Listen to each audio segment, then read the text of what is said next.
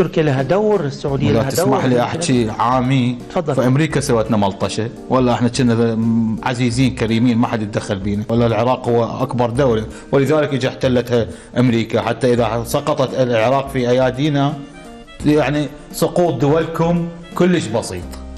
ما أصعب دولة يمكن لأمريكا أن تتصورها في الإسقاط هي العراق، سقطت في يدها، فما بال الدول الأخرى حبيبي. لكن صدام حسين رفض الخنوع إلى الضغط الأمريكي. لم يرفض حبيبي، لكنه رفض الإذعان ورفض الخنوع ورفض أن يقبل بالتعاون هذا من باب السياسة، قتلوه في النهاية، وتأتي بالمشروع الديمقراطي. لكن قتلوه في النهاية. لو كان يريد أن يتعامل معهم هذا مصير كل إرهابي وديكتاتوري، يقتل. إذا لم تقتله أمريكا كان أنا قتلته حبيبي.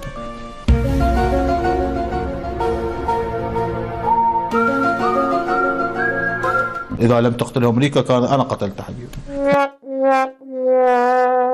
ولا أنا واحد من الناس كنت أنا أرى حكومة أقوم أرجف. نعم. من أرى ضابط أمن أقوم أرجف حبيبي.